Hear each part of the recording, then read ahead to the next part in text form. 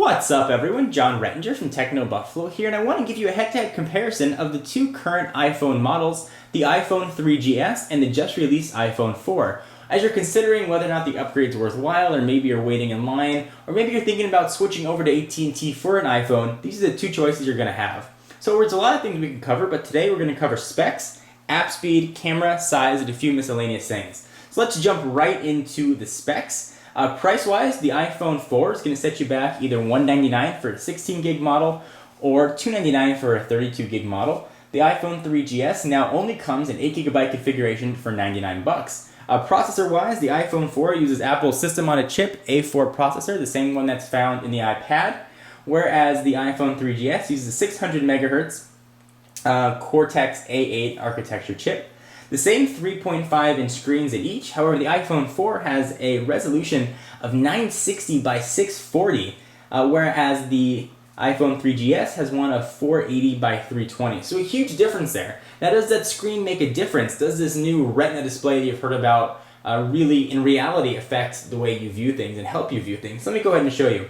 And even by looking at the phones right now, you can probably clearly see a difference between the two. The iPhone 4 just looks sharper. So let's look at some simple text first. So go ahead and open up Notes. Same thing's written on each, it just says text. And you can see, I think very clearly, and hopefully this translates to video, that the text is clear, the backgrounds are richer, and things just look a bit easier to read. However, just seeing one word on a Notes application maybe isn't going to be enough proof for you. Let's go ahead and jump into a web page, for example. So we've got Techno Buffalo queued up on each, and we're going to come back to these web pages to talk about speed a little bit later. Let me go ahead and zoom in. So you've got some text right there. I'll go ahead and zoom right in here. And then you have some text right there as well. Now you may not be able to see the difference there on camera, or maybe you can, but the Retina display and the new display on the iPhone, things just look crisper, and it's a lot easier to view documents. I've had much less eye strain, at least in the day that I've had reading documents on the iPhone 4. So whether or not that's going to sort of keep true as you use the device more, and maybe you'll get used to it and still get that eye strain, sort of has yet to be seen. But when you're viewing pictures or documents, it just looks a little bit brighter on the iPhone 4. And actually, I made a video comparing the two displays, the iPhone 4 and the iPhone 3GS. You can check that out. I'll put a link to that down below in the sidebar if you want more on the Retina display. Let's go ahead and keep moving along, so we got a lot to cover here. Let's go ahead and just move on to camera, because there's a lot to discuss in the camera realm here. The iPhone 3GS has one camera, and that camera resolution, it's a 3 megapixel sensor, and it can actually shoot video as well at 30 frames per second and has some basic video editing built in. The camera on the iPhone 4 is a 5 megapixel camera. It can take 720p video at 30 frames per second, and you can have sort of the optional iMovie download to edit your video. Let's go ahead and see what these cameras look like, and at the end of this video, I'm going to put in some demonstration of the video and still quality. In fact, I may even edit it in right now, so you can see sort of what that looks like, and I'll put in some more at the end.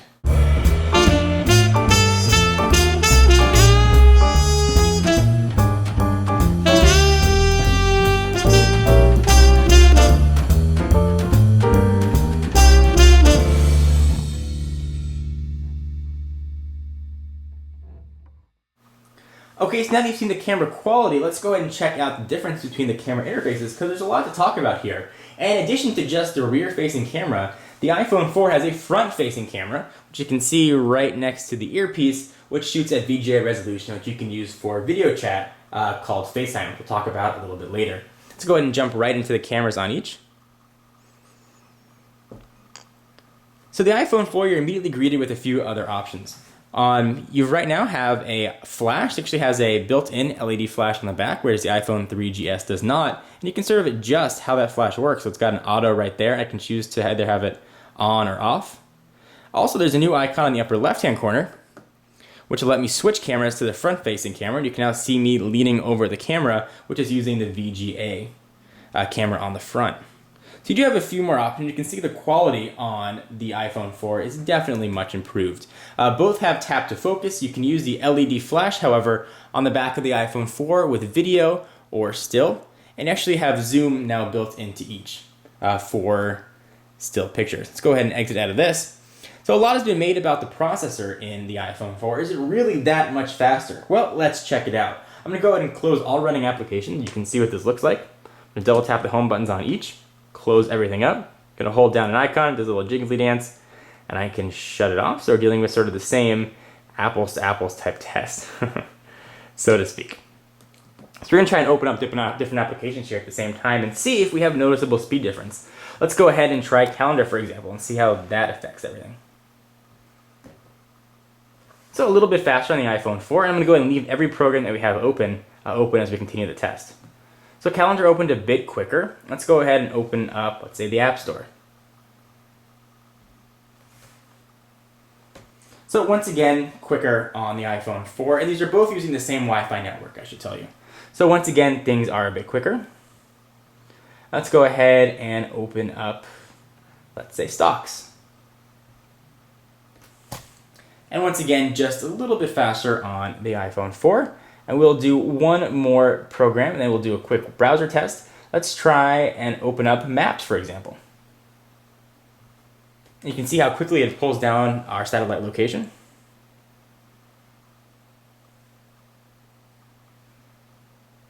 So it's sort of found the general area where we are. And this is another way you can see the difference between the Retina display as well. You get a lot more crisp images and less text pixelating on the iPhone 4.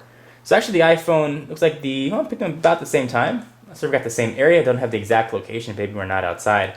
Let me zoom in and show the speed here, the renderings. Oftentimes that's a big difference. So panning around, there's a bit of a wait.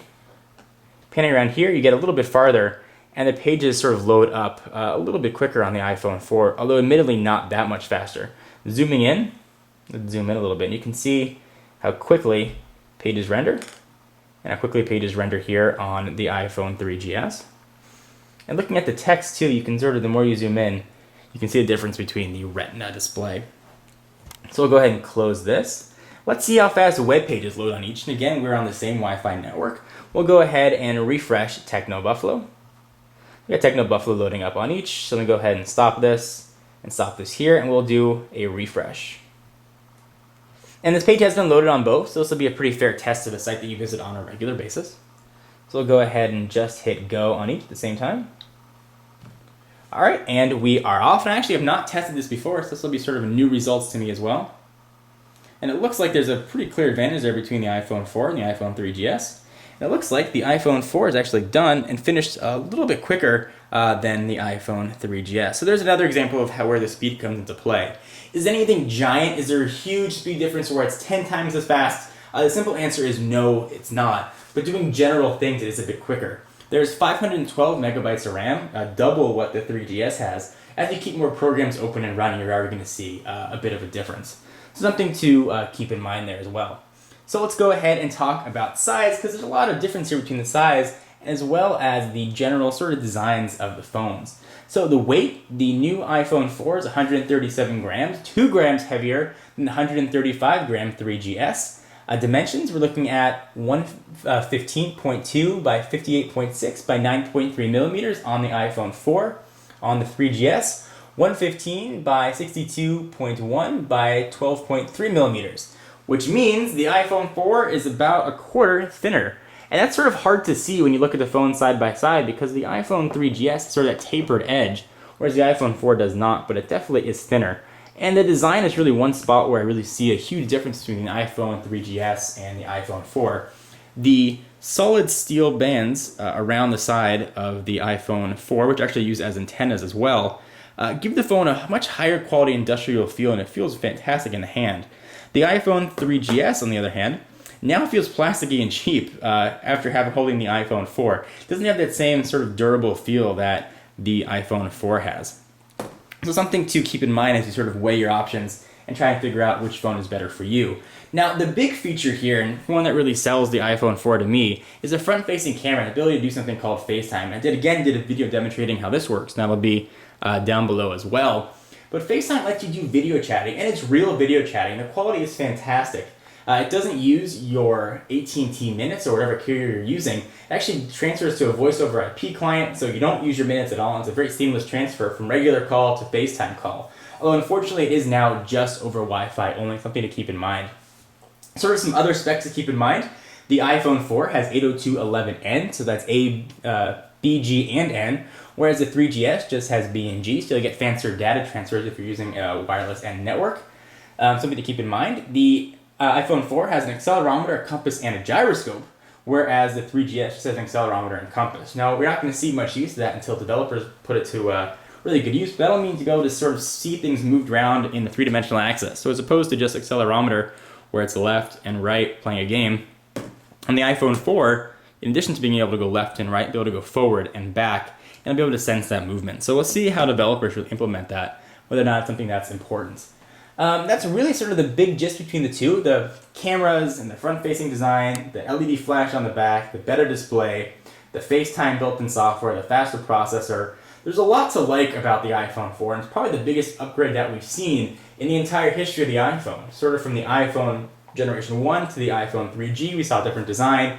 3G network from the iPhone 3G to 3GS, we saw no different design, but really just a faster phone overall. And from the 3GS to the iPhone 4, really most things have changed on it. It still has the same iPhone look, but it's got a very different feel to it. Something to definitely keep in mind. Is it worth the upgrade? I think it most certainly is. I think getting something like be able to record HD video replaces a flip camera or whatever other you're using for portable video. And the new 5 megapixel sensor really takes great pictures. Now you might be saying, well, why is it just 5 when other phones have 8 megapixel sensors? Well, the quality of the picture isn't just about the megapixel of the camera, it's how the camera handles the image. And the iPhone does a fantastic job at handling the images. And you'll see some copies of stills at the end of this to determine really which one is better for you. But it does handle pictures very well. Would it replace my standalone camera? It might for regular shooting, certainly for vacations and such that still want a dedicated unit. So guys, what do you think about the iPhone 3GS versus the iPhone 4? Is it worth the upgrade for you? Are you upgrading? Are you on the fence waiting to see what comes out next? We'd like to hear what you have to say. Leave your comments down below. Anyway, I'm John Rettinger from Techno Buffalo. Be sure to check out the website for all of your tech news, and I will see you in the next video. Bye-bye.